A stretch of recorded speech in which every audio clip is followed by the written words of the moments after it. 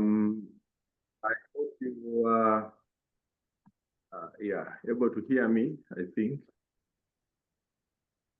Right, so we are going to kick off with our two presenters for today. And then we move on with the rest of the program.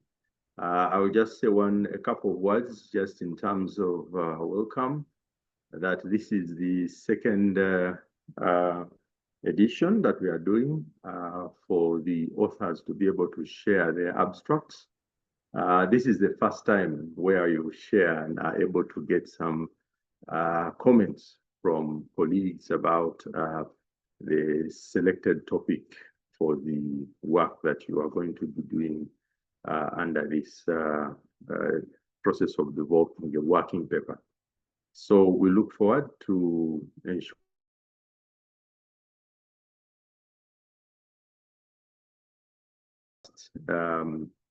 a meeting that we had. There was a mention that several of the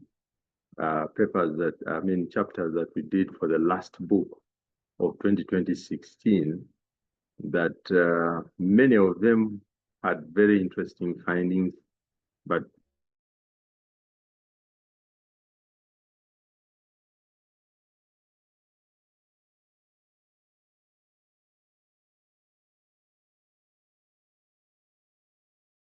so here we are, the election time is up, and therefore we see this as an opportunity for us to use this opportunity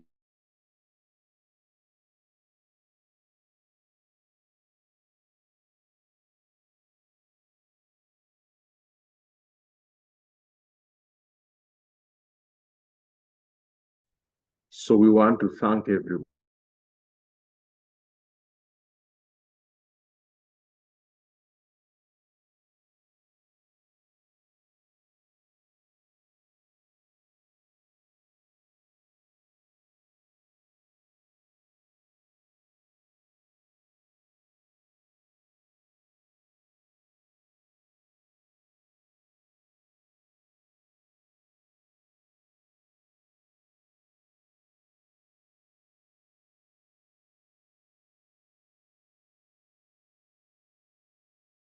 Sorry, something happened and my connection just went.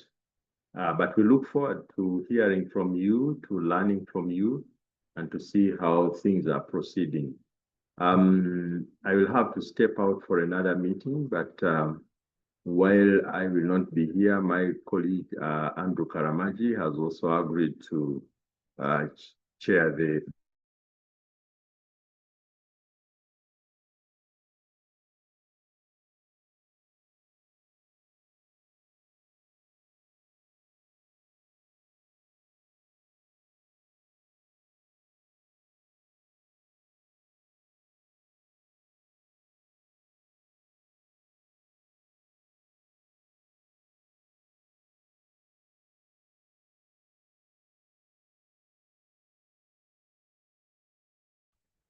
Hi, colleagues. It appears that our friend Richard is having difficulties with his connection. I would request for a thumbs up if you can hear me, or if anyone can tell me if they can hear me clearly. Please let me know so that we can get the discussion underway. Please let me know if you can hear me. Anyone on the call? Yes, you can hear you. Great. So, as Richard has given us the background to this call, I will. Okay, Richard, you are back. Oh dear. Okay, he's having difficulties with the connection. Thank you. Yeah. Okay, Richard. I would now, as listed in the communication that was sent out earlier by the center, invite Ms. Maliamungu Habib to take us through her presentation, and then that will be followed by Ms. Baluka Susan, after which we will have a discussion about the same. The floor is yours, Ms. Maliamungu Habib. You're very welcome.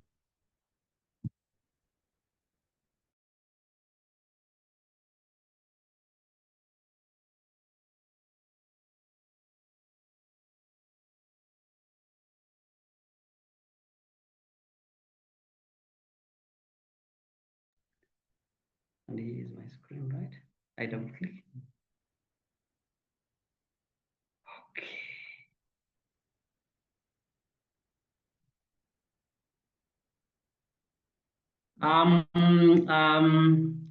Good afternoon, everybody.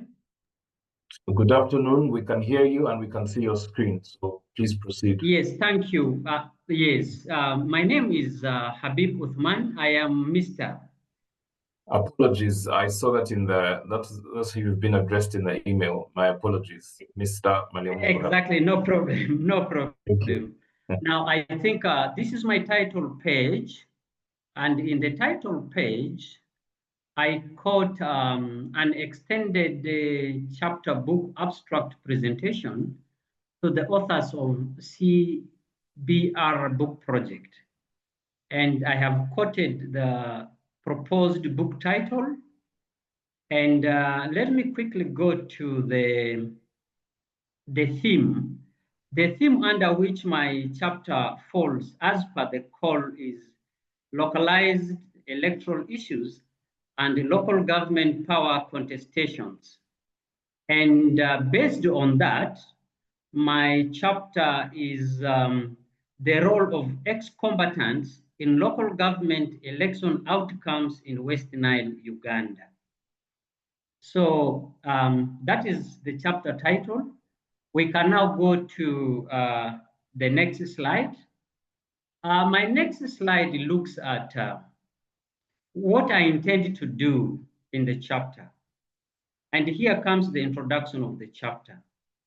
It critically examines the influence of ex-combatants on local government election results or outcomes in West Nile sub-region. Now the question is, who are ex-combatants in West Nile? Now, in West Nile sub-region,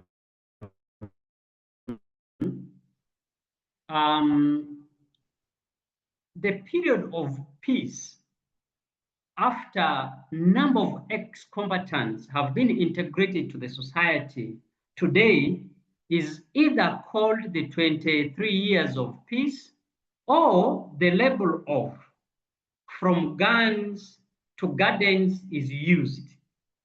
And in this case, then the ex-combatants are very diverse from 4 different armed groups plus the ex-combatants who are retirees from UPDF. In perspective of this chapter, in most cases, we look at what we call the agent role, the role they play in the local political processes in West Nile. Now, I have developed 2 chapter objectives. One chapter objective is to examine how ex-combatants wartime mobilization networks or associations secure electoral positions or influence voter choice. The second objective of the chapter is to examine how local communities understand the ex-combatants' involvement in elective politics and local governance. So, but you will note that the 2 objectives are intertwined. What makes the intertwine is this jargon which is used around West Nile, rendering guns useless in exchange for 1, farming. Remember, the initial description of the last 23 years of peace in West Nile is sometimes called from guns to gardens. And in this case, sometimes also the same reference jargon is used. Guns useless in exchange for farming tools. The second paradigm or the second perspective in which they look at it is from guns to political agents. And in this case, they look at political patronage by the ex-combatants, clientelism by the ex-combatants.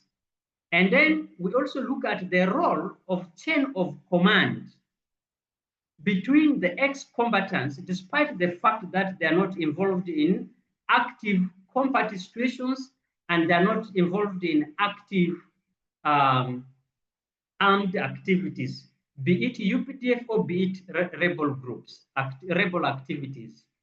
So what is the interpretation of that in terms of politics or local politics in West Nile? One, there's overt militarization of civic mobilization at local level, because the ex-combatants who are former rebels, who are former UPDF officers, are used as a political agents. This basically creates contestation instead of conciliation between the groups. Then the question is why? Why do people interpret the activities of those ex-combatants in that way? The reasonings are that the ex-combatants have previous military training. They have leadership skills. They have been imparted civic skills. They have wartime networks. They have trust of the community. Their groupings are based on identities. As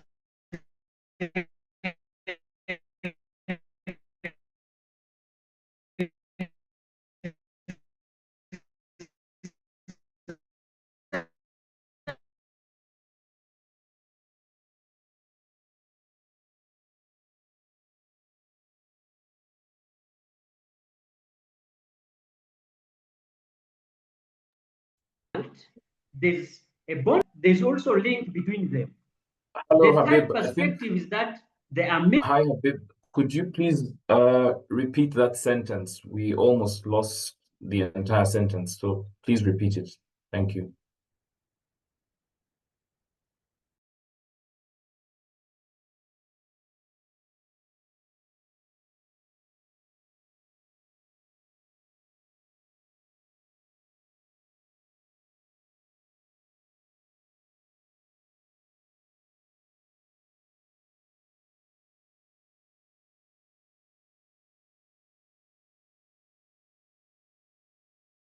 sorry. Hello? Yes, we can hear you. Go ahead. Oh, sorry. Where did you lose me? Sorry for that. About 20 seconds or so. At what time did you lose me? At You what were- point? At the point of connecting the overt militarization with civic mobilization, you were in your third sentence. So just continue. We lost you for about 20 Exactly. seconds. Thank you. Thank you. Thank you. And Sure. I did mention that then there is civic skills imparted in them. They have wartime networks that they have not lost. They trust each other and they identify themselves as a group, and that creates a bondage, that creates a links, that creates norms which they use to support themselves during political times and when they're doing other socioeconomic activities. And probably that is the network that almost goes around when you in the country when you see things like operation wealth creation being headed by retiring commandants and who are at times deputized by cadres who have military affiliation, and those three core explanation can best values can be best explained by social capital theory. So we can go to the next. Yes. So the next bullet is the chapter background. The chapter looks at literatures, as I will continue to explain. But when you read in the theories, the explanation is that countries and regions which fail to adopt democratic practices and good governance as part of peace building in places that experienced militarization of politics, war situation before, are likely to experience militarization of politics. They are likely to experience clientelism. They're likely to experience patronage politics, and they are likely to experience weak local governments. Would this apply to West Nile region? The answer is yes, because West Nile region has just emerged from armed conflict situations. And therefore, the need for democratization to improve performance of local governments is very, very important. And this can be organized through two ways: the political processes and the technical processes. Now, let's look at the evolution of armed conflicts in West Nile. The armed conflicts in West Nile are traced from the colonial period to the post-Idi Amin regime, 1979 to 2002. I will go and explain this more. Now, why 2002 is important is because of the historical peace agreement between the government of Uganda and an armed group called UNRF2. Why is that peace agreement of 2002 important in the elections of local government and in the local governance in West Nile? I think the answer is here. In that peace agreement, there's what is called the popular clause 5 of the agreement.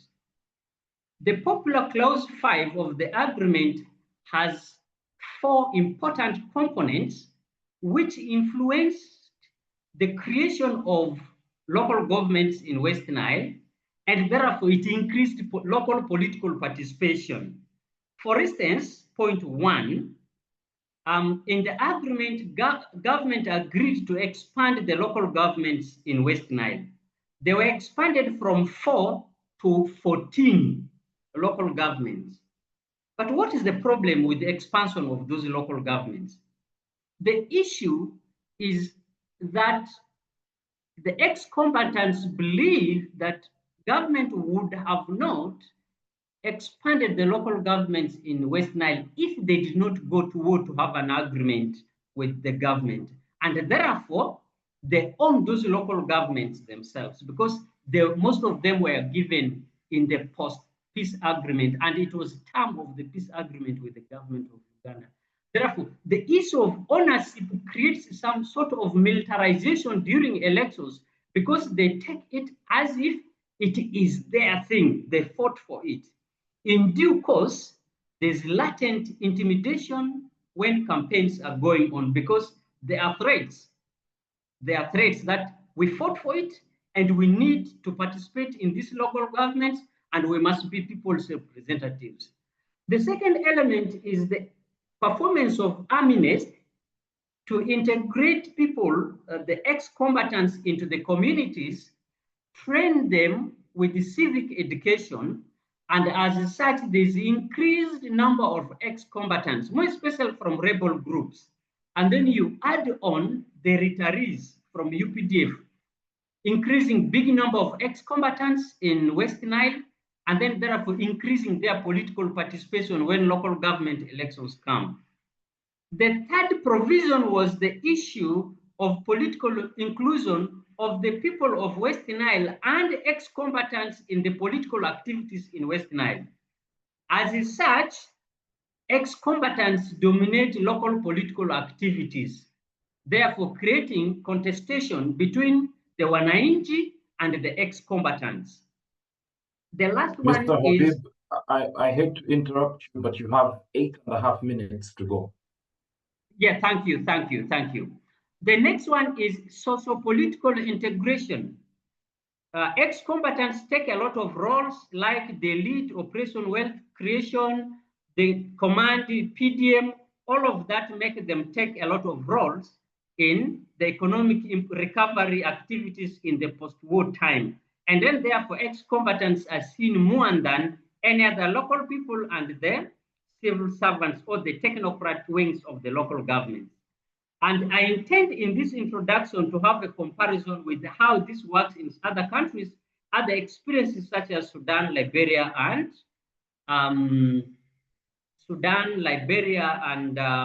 which is the last one, and Sierra Leone. And then let's look at the first objective, wartime mobilization and secure for electoral positions. I think I explained this. The question here is, does it reflect election outcome in West Nile? Does it reflect the election outcome of 2006, 2011, 2016, and 21? And does this pattern predict what is going to happen in 2026? Then we look at ex-combatant roles in West Nile elections generally. It takes us to the second objective, looking at the community perceptions and involvement of the ex-combatants in elective politics and governance. We shall look at their roles and how they work as brokers. We shall look at the challenges and opportunities. Justification for the study. The study findings determine the importance of understanding of how ex-combatants shape democratic processes in fragile post-war time or post-war settings, and more specifically focusing on elections. And this will look at the literature that concerns inclusion versus disarmament, demobilization, and reintegration. We looked at the social capital theory, and I have explained the core provisions in the social capital theory: bondaging principle, bridging principle, and contextualization of those principles with how ex-combatants influence local election outcomes. I will also look at the theoretical gap analysis of the social capital theory. Methodology, the study will have qualitative approach with explorative case study, in which materials will be obtained from archives, interviews, and other relevant sources. Through interviews, archival materials, focus group discussions, and the justification is there. Data will be analyzed through in vivo and purposive and snowballing sampling techniques will be used.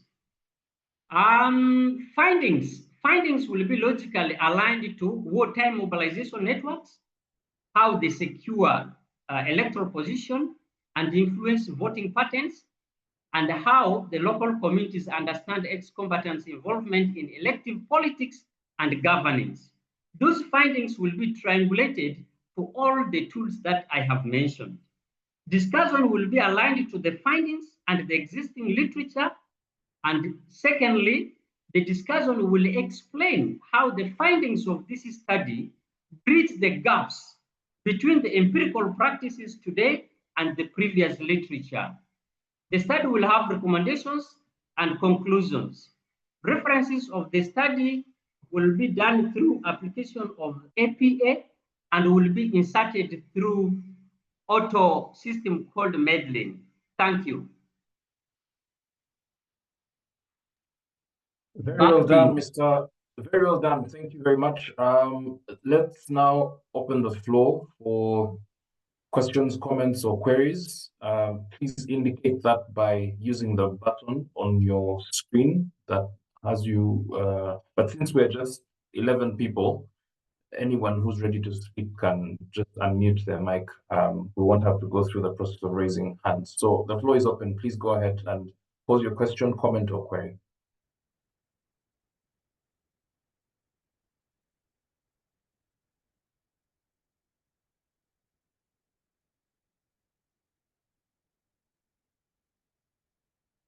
Okay, as I wait for colleagues to share, or if you can't speak, you can type in the group chat and we will read out your comment. I noted two issues that came up, and I'd like to share them with you. Hello. Yes, hello. There's someone on the group. Can we just jump in? Yeah, please go ahead, Dr. Rengavo. Thank you very much, Andrew. Thank you, Richard. Thank you, the presenter. I think I am in love with this study because it brings out a very interesting perspective on Ugandan politics that, in my view, we have previously not paid attention to. I have some suggestions on certain clarifications. The study seems to present as its independent variable wartime mobilization networks or ex-combatant networks, ECN, if I can call it. And its dependent variables seem to be two, and the authors need to think about carefully whether they are two or whether it is one that has two implications. One is that ex-combatant networks secure elective positions, in which case we might say the dependent variable is securing elective positions maybe for the members. But the other one is that ex-combatant networks influence voters' choice. So we can think of this as voter-based kingmaking, whereby the ex-combatants networks may influence voters to vote candidates who may not necessarily be members of those networks or who may not necessarily be ex-combatants. So the distinction between securing elective positions for members and influencing voters' choice, either for members or non-members altogether, needs to be made so that we are clear that these are two possible outcomes from ex-combatant networks as an independent variable, or whether there is an outcome that brings these two together and we give it conceptual clarity. If that is to be the case, then we will need to understand variation in our independent variable. What needs to change for us to see certain changes in either securing elective positions or in influencing voters' choice? We may look at either strength or weakness of ex-combatant networks and look at these variations and say where they are strong, they are likely to secure elective positions than where they are weak. Or when they are, we can also think of variation in terms of concentration, where they are concentrated or where they are scattered. In areas where there are more and more numbers of ex-combatants, or where the ex-combatant networks, members of ex-combatant networks are numerically higher, there are higher chances of securing elective positions and or influencing voters' choices than in areas where they are scattered in a sub-county or a district where you find 10 people who are members of the network compared to a district or a sub-county where you find there are many more people, maybe 300 of them. That variation in the independent variable also needs to come out. Then now we think of— Dr. Rengabo, before you pose another question or make another point, is it likely that you might, without intending it, divert the intent, the stated intent of the researcher, not necessarily in a way that harms his objectives, because it seems to me that he wants to explore that connection between civic mobilization through ex-combatants and what that means for electoral politics. But he will also have his say on the same. I just felt I should point that out for the benefit of the discussion and the author as well. Yes, the author will, I think, clarify for us. When we think of civic mobilization through ex-combatants, that would be a different study, I think, although it is also possible when we tow his idea of their agency. If they play a role in civic mobilization, are they playing it for someone or for themselves? If they are playing it for someone, maybe, for instance, for political parties or for broad civil society, or even for the electoral commission seeking to mobilize voters, that would be now their agency, but on behalf of someone. They become agents of a certain principle. But if they are a principle as members of a network or as networks, then we need to see who becomes their agent in influencing certain outcomes. So the related idea now is then for them to secure elective positions to influence voters' choice. How does that process unfold? Do they do direct citizen engagement? Do they do overt mobilization like he says? Or do they continue to negotiate with any other social forces, if there are any other social or political forces in the region, to negotiate for political advantages through their wartime chains of command, so that the other possible dominant social forces could be even transnational networks, cross-border networks. I mean, they could also be business networks or business associations. Who do they need to negotiate with to be able to secure these political advantages? The final thing they will need to think about is... In a minute, Dr. Engabo. Yes. The possible current context. Has anything changed in the context of this youthful mobilization that's taking place? I understand there is a youth who is contesting for district chairperson for Maracha. In this context, or in the context of local governance as actual extension of national level patronage, the politicization of an autocratic center of power through fragmentation of local governance, as opposed to the thinking that this is unique to West Nile or a specific sub-region. Those are the few suggestions I wanted to bring out. Thank you. I hope they are clear. Yes, thank you very much. There's a comment in the chat. I'll read it from Andy Bonan.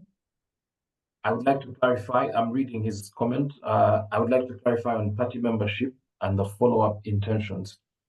Many people have lately wanted to join parties with an intention of securing party tickets to become flag bearers. How did we reach this level in party politics where all members think it's mandated for them to become party flag bearers? Interests are dragging parties down the drains, I believe, if we don't get back to the fundamental principles of membership with collective objectives and goals towards democracy. Thank you. I think, Andy, that's it's relevant for a discussion on electoral politics, but maybe not that connected to what we're discussing here. But I'll leave that to the author who's currently on the floor to share their thoughts, if any. Very quickly, do we have any other contributions before I make mine quickly and then end this first half of the session and move to the next presenter? Okay, I'll read out my questions quickly to Mr. Habib. One is about the question of militarism. Is this something that will feature in your study?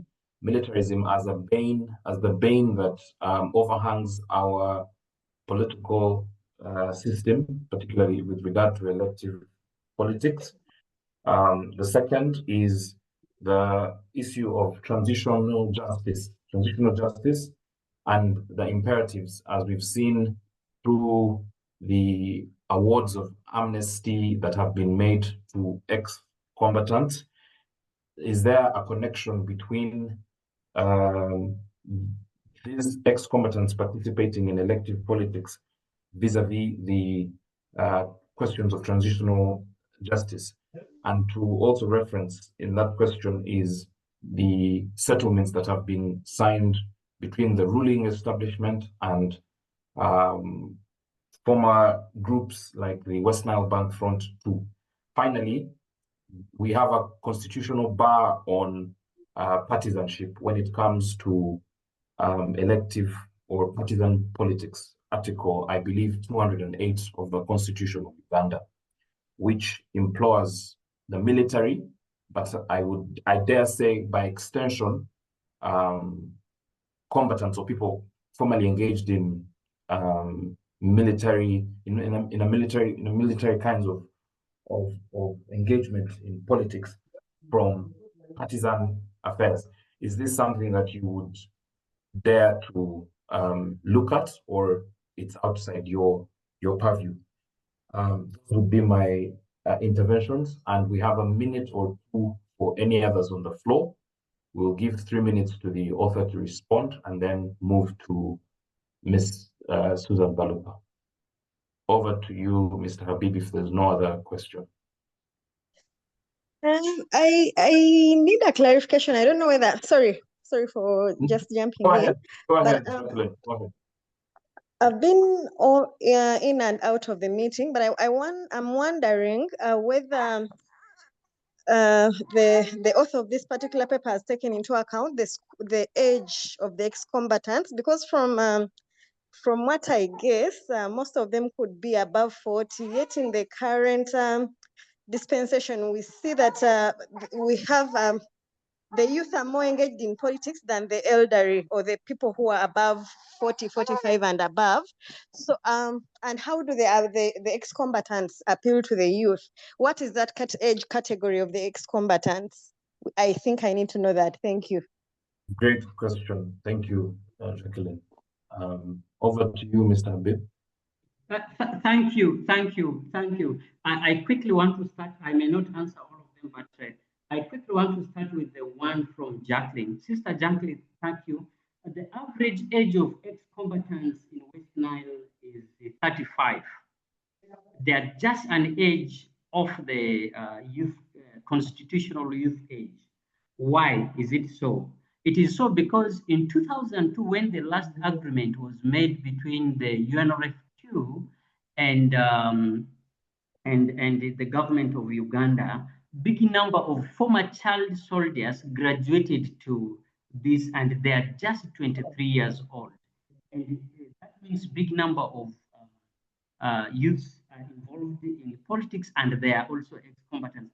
But I think this question can best be answered by the first observation made by Doctor, whether I was looking at securing elective positions by the ex-combatants or influencing voter choices and voting patterns. I think the last one is the most important thing that I will wish to look at, because I am looking at them as agencies.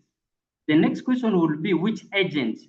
Definitely they support the NRM party. They are partisan, and that takes me to the last question from Richard. Yes, once they have retired from active service, constitutionally they are allowed to participate in the politics of Uganda. If they are given amnesty and they have been forgiven, they are allowed to participate in politics, regardless of them being rebels before. So those are the clarifications I needed. Transitional justice, yes. Transitional justice, yes. Amnesty gives them the forgiveness, and government recognizes that, and there's provision, constitutional provision for that. And once they are forgiven, they participate in everything. What is very interesting in the study is that 90% of them act as agents to campaign for NRM, and in due course influence voting patterns and voter choices. And I think with that, I might have answered many of the questions. Back to you. Yeah, thank you very much. I will now request that we all switch and welcome the second and final presenter for the afternoon, Ms. Baluka Susan. The floor is yours. You have the same time as the previous co-author. Welcome, Susan. Thank you, Andrew. Good afternoon to you all. My name is Susan and Irene Ikonga. Very welcome, both of you. I see that on the paper now. Go ahead. Yes, thank you, Andrew. Yes, I'm presenting this extended abstract on behalf of myself and my co-author, Irene Ikonga, who is also on the call. The title of our chapter is the phenomenon of sexist hate speech on Uganda's political scene and its implications for women's participation in the 2026 general election. This chapter is under the theme of gender dynamics and the 2026 general elections. It focuses mainly on understanding, first of all, what the phenomenon of hate speech is, but also how it manifests within Uganda's political scene, and how that actually affects women's political participation in elective politics.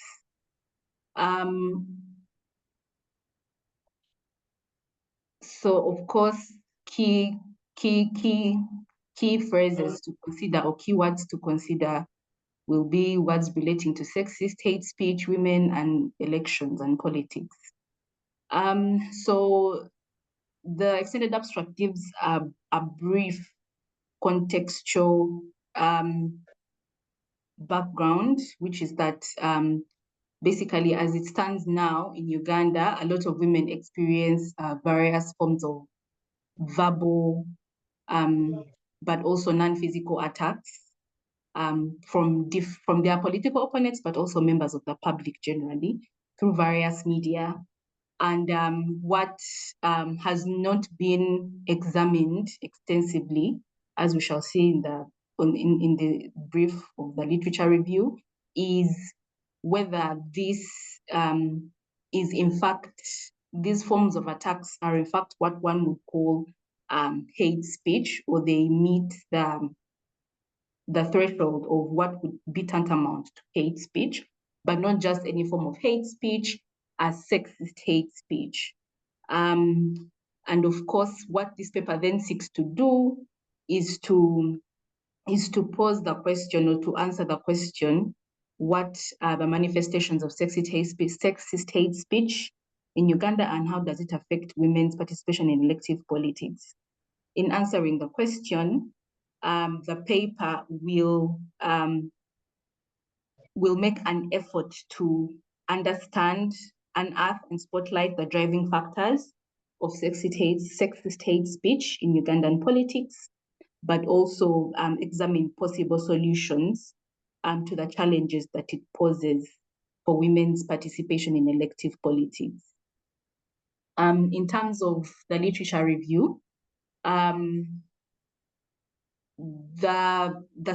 summary on that is that from the works that were reviewed, I was not able to find any works that extensively and exclusively cover the subject of sexist hate speech in Ugandan politics, save for the closest to that I was able to find, the closest literary work that I was able to find was a 2021 study by an organization called Policy, which is a feminist data design and technology focused NGO in Uganda.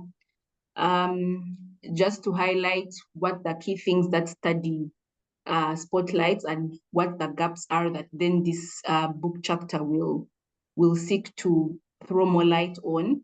Number one, the report focuses on online violence for men and women in politics, and how that impacted on our candidates in the 2021 general election. It also shows the correlation between online violence against women in politics and election outcomes, and gives recommendations on digital security, safety, awareness, and regulation.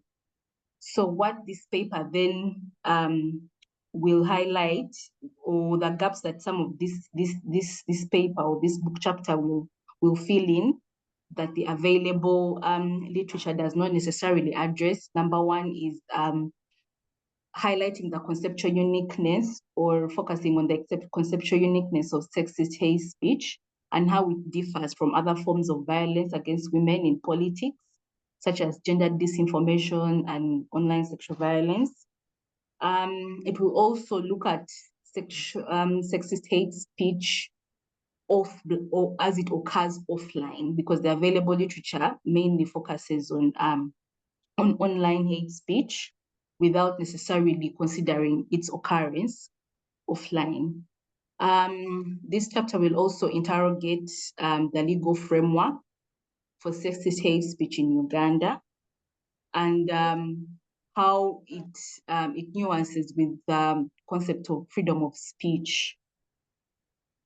In highlighting that,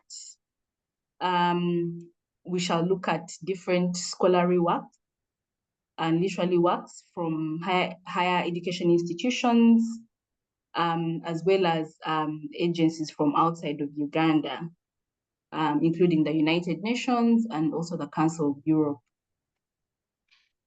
In terms of the methodology that will be used, we shall use both qualitative and quantitative methods through to collect data from existing literature, but also from various social media and mainstream media platforms and reports. The quantitative method will specifically be used to gather information regarding the incidence of sexist hate speech and its manifestations on Uganda's political scene in the run-up, during and in the run-up to the 2026 general election. We shall focus on the period between 1st May, which is when, which is the earliest period from the review that we have so far done, which seems to be the earliest period when campaigns for the NRM party special interest group primaries started, up to 31st January, when the general election for 2026 is expected to be concluded. In determining the sample size, we shall use the Cochrane sample size determination formula. And the number of candidates vying for elective positions is what we shall use as the total size of the population to use this formula to come up with the sample size that we shall use in the study. Once we have determined our sample size, we shall use the experiences of the selected candidates that are vying for different electoral positions, which we shall ascertain through, of course, reviewing the different media reports, both social and mainstream or traditional media, to identify any incidents of sexist hate speech that they may have encountered. In terms of qualitative methods, we shall use the data that we shall gather from the quantitative methodology will be analyzed using the lexicon-based approach of sentiment analysis, especially since sexist hate speech is a sentimental aspect of study. And in using this approach, we shall develop a catalog of words of political gendered hate speech that is specific to the Ugandan context. And once we develop this catalog, will be used basically to examine the incidents, or the incidents that we shall identify from the quantitative methods that we shall employ, will be juxtaposed with this catalog of words to basically do an analysis and arrive at conclusions regarding the prevalence of sexist hate speech during the 2026 general elections. With regard to the discussion, the topical issues that will be discussed throughout the paper, one, we shall look at the concept of sexist hate speech, wherein we shall focus on what it is and how it differs from other forms of violence against women. We shall also look at the legal framework on sexist hate speech in Uganda, where we shall examine the different national, regional, and international laws that are applicable to Uganda with regard to sexist hate speech. And we shall also look at comparative laws and precedents from other jurisdictions, which offer a more elaborate understanding of what sexist hate speech is. We shall also look at sexist hate speech versus freedom of speech, wherein we shall examine the ideological contestations between sexist hate speech as a form of violence against women that needs to be curbed, and freedom of speech as a pillar of a free and democratic society that is, of course, very relevant to elective politics as something that is also supposed to be protected and promoted. And therein, we shall look at different parameters that have been that have been set through the different legal frameworks that we shall be examining. We shall also look at the manifestations of sexist hate speech after laying out clearly the concept of sexist hate speech. Shall delve into its manifestations, and we shall look at different incidents of sexist hate speech in Uganda's political arena, wherein we shall examine the driving factors for such hate speech along the lines of gender, age, and political affiliation of the candidates that will be in our sample size for the study. We shall also look at the impact of sexist hate speech on women's political participation in the 2026 general election, particularly with regard to their vying for elective positions. Were they compelled to step down, or did they persevere and continue? We shall look at voting power, because we are also we're not just going to look at the candidates, but also the people who are participating in this as voters, the women who are participating in the electoral processes as voters. In what ways were they affected, and how did it affect their voting power? But also, we shall examine the impact of sexist hate speech on the outcomes of the elections, or outcomes of the voting processes, especially for the candidates that were victims or experienced sexist hate speech.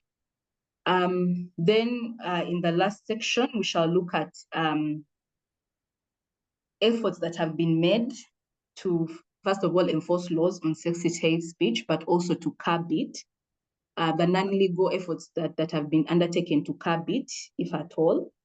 And we shall also spotlight recommendations for interventions that are necessary to address the gaps in enforcement mechanisms, but also the challenges with regard to enforcing laws on sexist hate speech or curbing sexist hate speech within Uganda's electoral politics. So in a nutshell, the paper will essentially spotlight hate speech as a phenomenon in Ugandan's electoral politics. It will look at how it affects women's political participation and the ways in which it can be combated. Thank you. Yeah, thank you very much, Susan, for that concise presentation, and for daring to tackle a very dicey question in our politics, and one that's not just regarding our politics, but also can be found even in so-called established democracies. So I'll open the floor, as we did with the previous presenter, and take questions, comments regarding your presentation.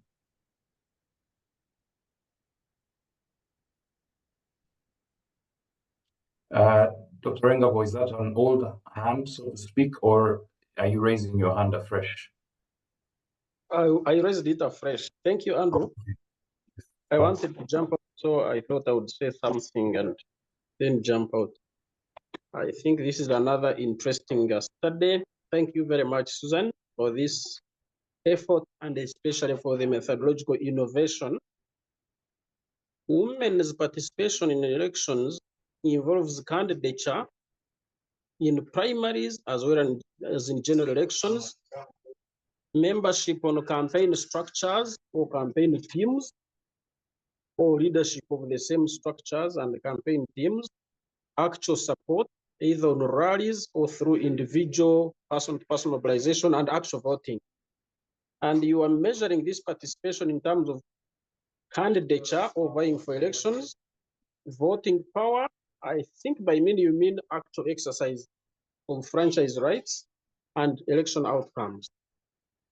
So the things that you need to also measure or assess are: one, voting outcomes are not determined by women's voting alone, because in Uganda we don't have women elective positions or elections where they are voted only by women. So how will we account for women's voting and men's voting affecting the election outcomes? Number two, we have ring-fenced positions and non-ring-fenced positions. So when we talk of outcomes of elections, are we talking of elections in ring-fenced areas where only women can contest, or we are talking of even open areas like directly elected members of parliament or councillors or district chairpersons or presidents, where both men and women are allowed to participate? And if this is the case, how then shall we measure the influence of sexist hate speech on the outcomes of both ring-fenced and non-ring-fenced positions? Finally, even if we found a correlation between sexist hate speech and women's participation in the various ways it is expressed, how shall we attribute this participation in its various domains or expressions to sexist hate speech as opposed to other factors? How shall we account for other factors? I think these are the things that should be running in the researchers' methodological toolbox going forward. Otherwise, thank you very much. Thank you very much, Rengabo. Jacqueline Kirike, please go ahead. Thank you very much. This is a very interesting topic. And regarding methodology, I would want to ask the authors whether they've been acquainted with what we call photo voice. Photo voice is a qualitative method that is used in qualitative studies, where you basically capture pictures or photos or memes that can explain your data. And I think in these elections we've moved to online campaigns, and the online space is where some of the sexist hate speech occurs. And I think it would be good if the authors can try and explore the possibility of using some photos what we call photo voice in qualitative research to get data, but also to explain their results. And then also, being that a part of the methodology is based online, I think you can also do what we call quasi-ethnography, where you can track certain, probably you call them influencers, or those people that are perpetrating hate speech against women for that particular period of time, which you've described between May and until that time after elections. Thank you. Great, thank you, Jacqueline, for that. Do we have any other contributions from the floor? I would like to welcome the same, if any. I have a thought to share with the co-authors, which is sexist hate speech. Those are three concepts, but let's concentrate on the first two. Sexist, as it relates to being targeted because of one's sex, and hate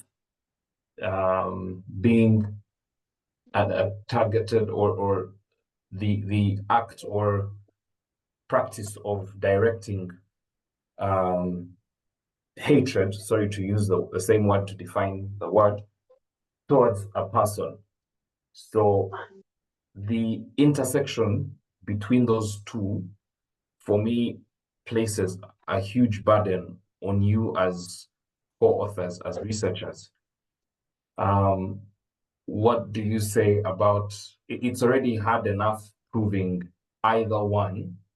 How in your research will you show that when, and I'm using real life examples that have happened, that when former Prime Minister Amama Mbabazi said Rebecca Kadaga had no children and has no biological children and therefore cannot purport to run for elective office, that was or was not hate speech. But when, say, Ali Salaso, when she was in FDC and was hitting back at Betty Kamya for crossing to the NRM, referred to her as a snake, that was or was not sexist hate speech. That intersection is something I'm curious to know how you would explore it. How you would, I'm curious to know how you would explore. There's an intervention from Low Francis. Please go ahead.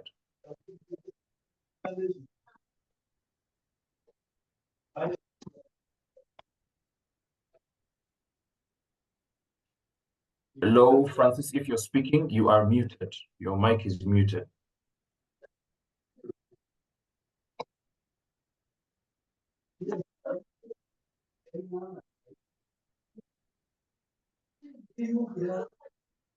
Low Francis, we cannot hear you. You are muted. Okay, while he does that, I'll read a comment from Dr. Rengabo, but before that, just for the benefit of the co-authors, I have suggested some people whom I think you should take an interest in interviewing, if you haven't already thought about them. Dr. Rengabo says, 1, expand conceptualization and measurement for women participation in elections. 2, distinguish ring-fence positions from directly elected positions and account for any possible variations. 3, correlation is not causation. Prepare to account for other possible factors affecting women participation. 4, the role of men voters in women elections. Mr. Lowu, are you able to speak now? Or your hand went down? Okay, I'll make room for one more contribution from the floor, and then we can hear back from the authors. Okay, back to you, Susan. Thank you, Andrew. Thank you so much for the feedback. Thank you, Dr. Rengabo. Yes, we really take note of expanding the measurement of women's participation, but also accounting for other variations besides sexist hate speech. Jackie, the propositions for the other methods are really impressive, and we are going to take them on as well. Thank you as well, Andrew, for the suggestions on the key informant interviews.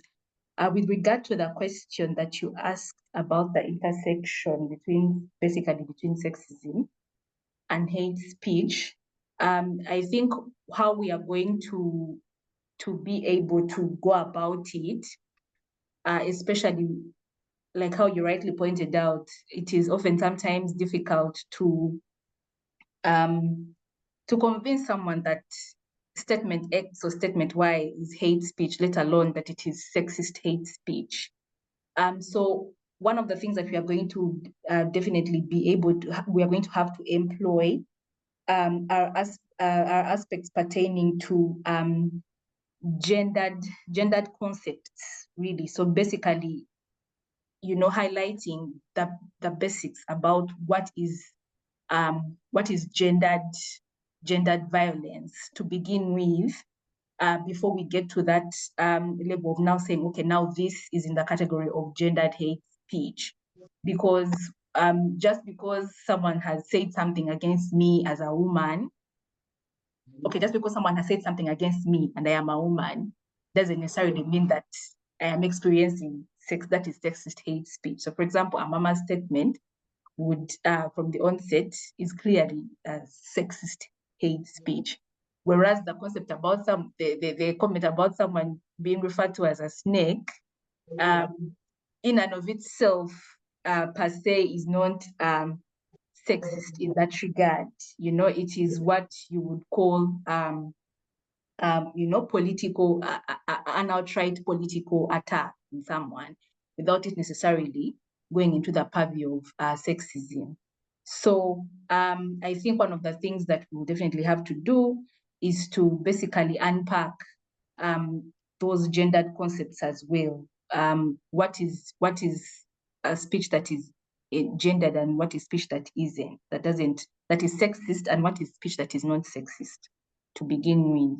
And yes, I see in the chat, Francis has also commented, advised that we expand the period to March 2026 to cover local government general elections. So we shall do that.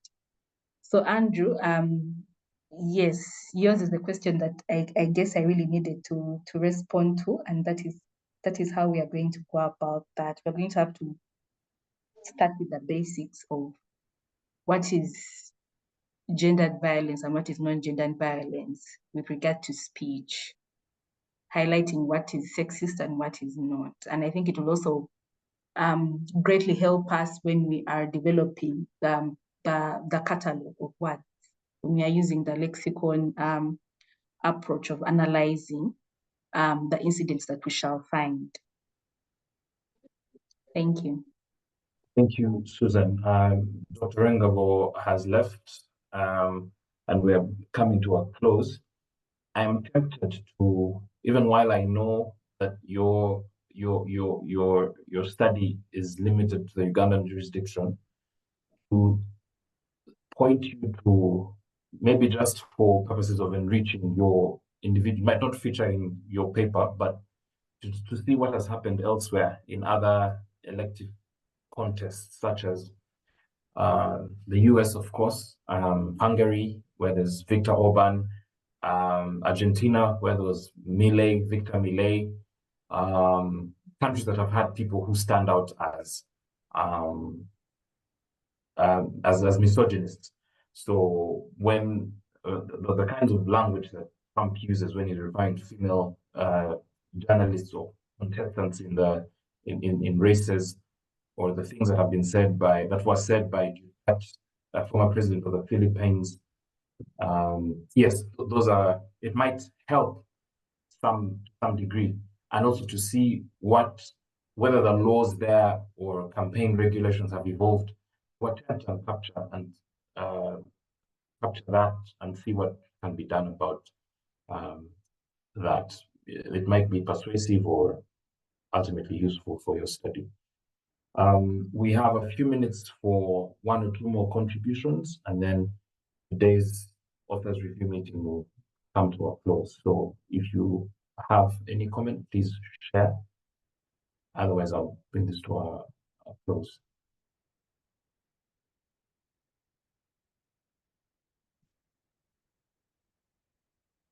Okay, do we have any administrative announcements from the Center for Basic Research? Specifically, Mr. Kizito William, do you have anything to share that the co-authors should know?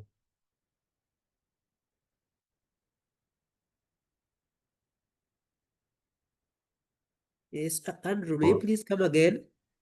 Is there any administrative or other announcement that you'd like to share before we bring this discussion to a close? No, there isn't any.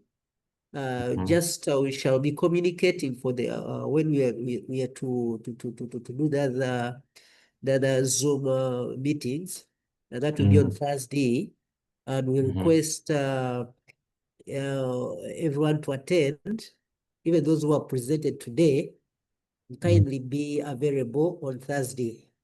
Thank you. You're welcome. David Baganda, Dell, Evelyn, Bib, Irene Konga, Jacqueline Kibirige, Lowell Francis, Susan Baluka, Teopista Kiza, from the AYDL. Thank you very much for attending this series. This conversation has been recorded for future reference purposes. There's one comment from David Baganda. Since they'll include local government elections, can they also look at sub-regional variations in terms of commonality, quantitative data? I hope you capture that comment, Susan, for your for future reference. Okay, that brings our discussion today to a close. Thank you very much and have a good rest of the day. Take care. Thank you.